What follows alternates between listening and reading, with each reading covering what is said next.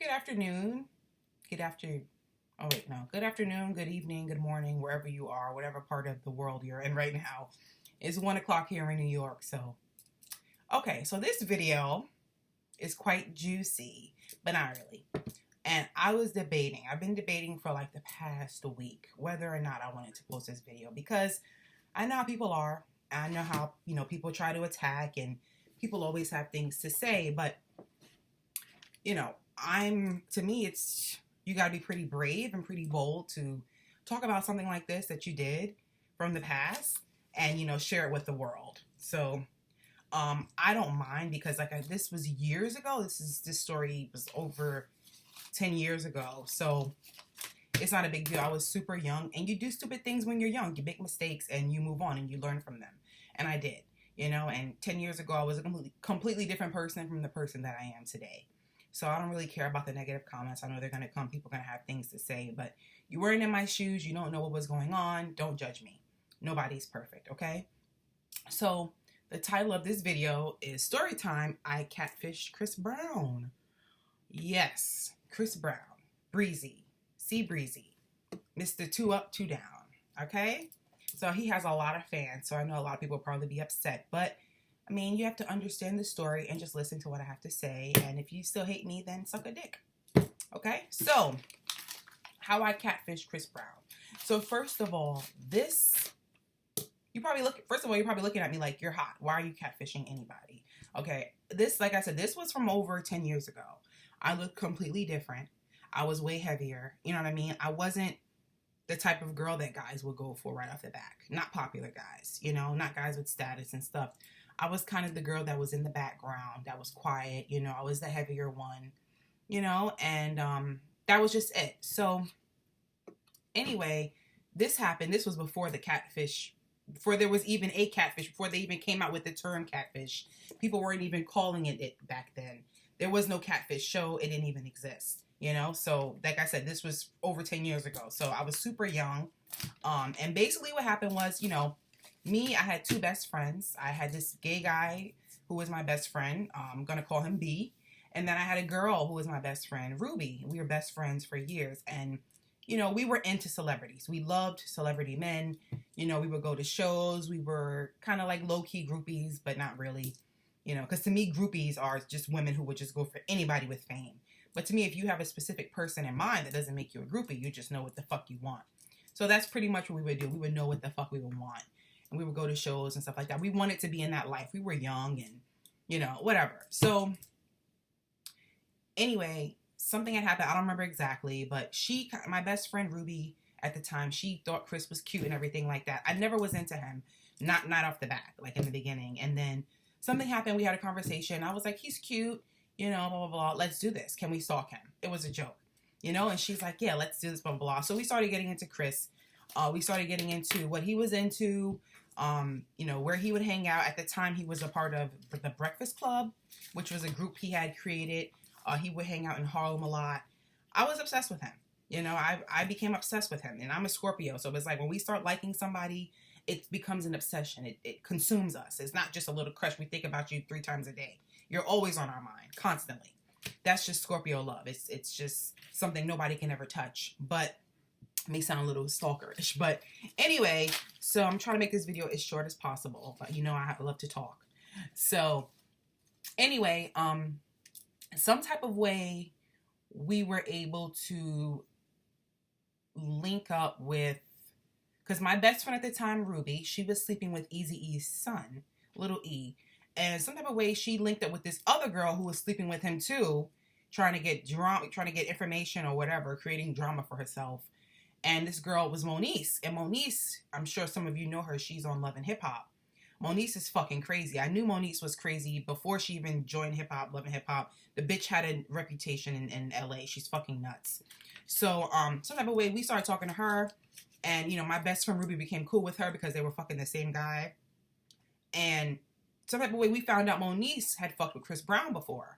So we wanted to get information out of her. And Moniece was the first person to tell me Chris Brown's penis was humongous. Like, I knew before those pictures were released, before Rihanna, this was all before all of that. Like, she told me Chris Brown's penis was so big that she was running from him.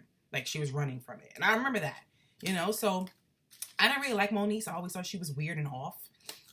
But she did have information on Chris, and she knew his best friend Mijo or Miho, whatever. And anyway, so my best friend Ruby, excuse me, being the crazy fucking nut that she is, obviously if she's my best friend, this is a time where sidekicks were out. So sidekicks were popping. Everybody had a sidekick if you were cool. So she was able to figure out some type of way she was able to send an email from the sidekick and make your email look like somebody else's. So for instance, if I had a sidekick, I could email you and make myself's email look like your mother. So you think you'll be emailing your mother, but you're not. It's weird. It was just a little trick with the sidekick her crazy ass figured out. So some type of way we had Miho's information. I think my best friend Ruby started talking to him. Because you always go through the friends when you want somebody. It's easier. And she started talking to Miho. Everybody who knows Chris Brown or is a big fan of Chris Brown knows Miho is his best friend. I don't know if they're still best friends now, but they were always together and they, they're very close. So some type of way this fucking psycho was able to switch the email and make it look like she was Chris. Wait a minute, I'm missing something. Okay. Some type of way we got Chris's email. I don't remember. Like I said, this is over 10 years ago. Some type of way we were able to get Chris's email. So all I know is some type of way we were emailing Miho, making him think that we were someone else. I don't remember how we did it. We're fucking geniuses, but we got Chris's number. That was it. His number or his email or something, point blank period. I don't remember how we did it, but we fucking did it. We tricked somebody, whatever. It's probably illegal and who cares? Fucking sue me.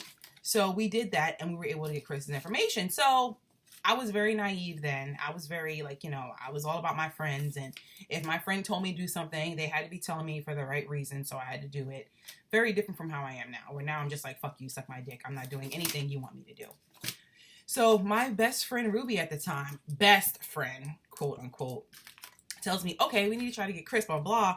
I found this girl's pictures. We should send him this girl's pictures and see if he likes her. And I'm like, oh, okay. I'm like, but we're not the girl. And she's like, yeah, but let's just try it, blah, blah, blah, blah, blah. You never know what can happen. This is a once-in-a-lifetime experience. We have his information. So I'm like, okay, whatever. Because I'm like madly in love with him. I have no way to talk to him. I'm not his type, So I'm like, whatever. So we sent him the pictures and he liked the girl. So I'm like, oh my God. So from there, I had an account. I made, her name was, what did I make her name? Her name was Mystic. I never forget. Mystique. Hawaiian Mystic. That was her name. And, from then on, Chris and I started talking.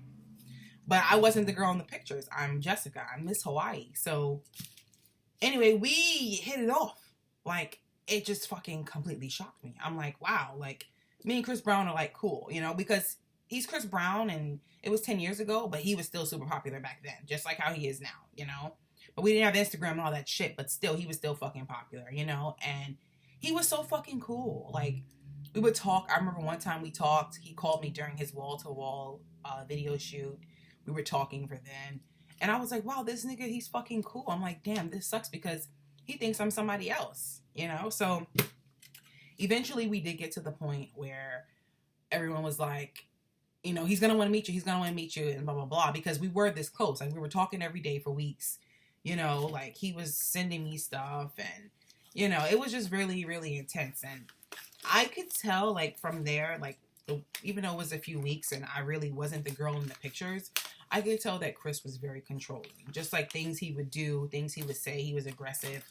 Like I said, this was before any of that Rihanna stuff, any of the cockroach shit, any of that, and he's just controlling. He's a fucking Taurus, and that's how Tauruses are. But I didn't mind it because I liked him. So anyway, let's get to the meat. So he kept begging me. He wanted to see me. He was in New York. He was like, I have the money for the cab. You don't have to worry about that. I just want you to come down here. Just jump in a yellow cab. So I'm like, okay, I have something I have to tell you. And he's just like, okay, I don't care. You just tell me when you get here. And I'm like, okay, whatever. So I'm in the cab, and that had to have been the scariest cab ride of my life, because the whole ride there, I was just thinking about, okay, I'm really on my way to see Chris Brown, the superstar Chris Brown, right now, and he doesn't even know that I'm not the person in the pictures. But he likes me. He likes my personality. but I'm not the girl in the pictures. I'm like, what the fuck am I gonna do? You know what I mean? So I'm talking to my best friend, and I think my best friend was out of town, Ruby. She wasn't even there at the time. So I was literally by myself. And I'm like, damn, I don't know what the fuck I'm going to do. So I took a cab down to the London. That's where he always used to stay. That was his favorite hotel in New York City, the London Hotel. And I'm fucking scared. And like, I checked my phone because I was on the phone with my best friend. And I checked my phone and I see that Chris called me 49 times. I had 49 missed calls from him. That's how controlling he was. He wanted to make sure I was coming. He wanted to see me, like, really, really bad. And I don't think it was thirst because he's Chris Brown. He could literally have any woman in his hotel room that night because every bitch fucking pussy get wet for Chris. But I think he really liked, you know, the person that, you know, I was when we were talking and stuff. And I think we connected. We were cool. Like, Chris is so fucking cool. Like, I've always thought, you know, he's just had an awesome personality and, you know, we just linked, you know. So I remember he even called himself ugly one time. He's like, I'm not cute. He's like, I don't even know why these girls like me. I'm ugly. I'm like, Chris, you're not ugly. He's like, I'm ugly. Like, he was just so down to earth and so cool and a freak. But we won't get into that. But so anyway, I'm down there. I'm at the London. I'm literally standing on the corner. And I remember this like it was yesterday. And this was literally over 10 years ago. And I'm like talking to him. And he's like, where are you? And I'm like, I'm here. You know, he's like, oh, come upstairs. I'm like, I'm not coming up yet. It's something I have to tell you. Like, I wanted to tell him. Like, I kept trying, you know, because it was wrong. Now I look back on it. I'm an adult now. And I'm like, that was so fucking stupid. Like, there was no purpose in doing that, you know. But I think why people do this whole catfishing thing is because they like this person so much and they want to get close to this person. And they know that they don't look like the average person that they would let get close to them. You know, so me being an outsider, you know, like I said, when I, you know, over 10 years ago, I didn't look how I look now. You know, I didn't date basketball players and I didn't, you know, I was pretty much an outsider. You know, I wasn't with the popular crowd. I wasn't the girl that was at a video shoot or the girl that can bag Chris Brown. I was, you know, the girl behind the scenes. So anyway, I'm there and I see him, Chris Brown himself. He's standing outside the hotel and he's on the phone as he's talking to me. And I'm like literally behind the corner, like hiding, like talking to him. And he's like, where are you? When are you going to come?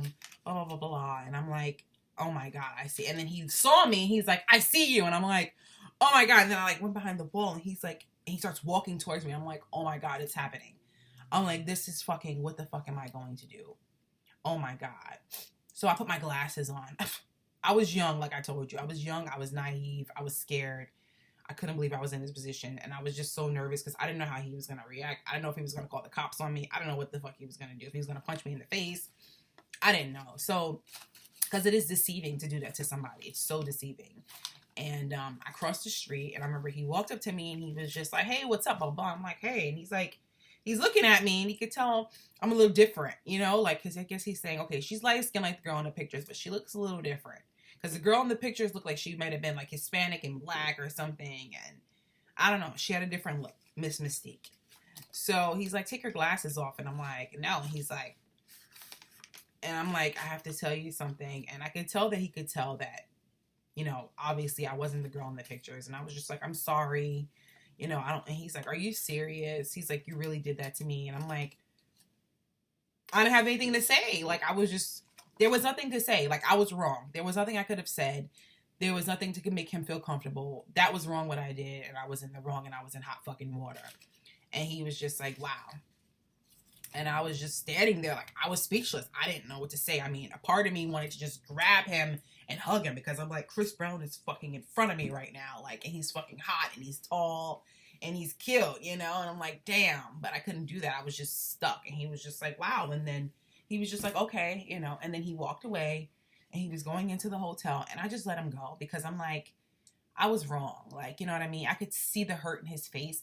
Not that he thought I was ugly or anything like that, but it didn't matter. It was just the fact that he was betrayed. He was lied to, you know, and somebody really set him up and, you know, did this or whatever. And it could have went a whole nother way, you know, could have went a really bad way, but it didn't. And that was it, you know, and I always felt bad about it. Like, I've always been like, damn, you know, that was a horrible thing to do and blah, blah, blah. But I did have an experience that a lot of girls wouldn't be able to say they experienced, dealing with Chris Brown and having him blowing up your phone and calling you every day and being a part of your life. Like, you feel like he's your boyfriend. You know what I mean? Like, a lot of girls are not going to never had that experience with Chris Brown. So, you know, it was an experience I will never forget. I wish we could have, you know, been closer, and, you know, I would have gone about things a different way, but I didn't, and you can't change the past. But like I said, I was really young when this happened. I made a stupid fucking mistake. Because who knows, if he would have just saw me for me, maybe we could have still been friends, you know. But I mean, I've seen Chris at parties and stuff like that. I've seen him since. I don't think he knows that, obviously, that it's me, because like I said, I look different from the way I used to look 10 years ago. But there's no beef or anything like that. But it's just strange, and it happened, and that's it. So that's my story of how I catfished Chris Brown. And yeah, I still have the messages. I still have, you know, because I think at that time it was like AIM. So we would like AIM each other. I think his name was like Fly Guy, something. I don't remember. And then, like, you know, we were more AIM. And then I had like all the conversations saved through email. But like I said, he was pretty fucking cool. I will never forget that experience. I'll always have love for Chris. There'll never be no drama. I'm not into him now. Like, I look at him and it's nothing like that now. I was young, you know, but I wish him the best. And, you know, don't catfish anybody. Don't be like me, because it was a stupid thing to do. It was very immature. Like I said, I was younger. I was super young. I was, like 17. I was so young. And, you know, it's not a smart thing to do. It's very hurtful. I've had people do it to me, and it's not fun. So I wouldn't want anybody, you know, it's not good to do that to somebody. You just shoot your shot and you try as yourself. And if the person don't want you, then you move on. All right, guys. So that's my story about how I catfished Chris Brown. Please leave comments, like this video, subscribe. And if you have any questions or if you need advice, email MissHawaiiAdvice@gmail.com. Love you guys.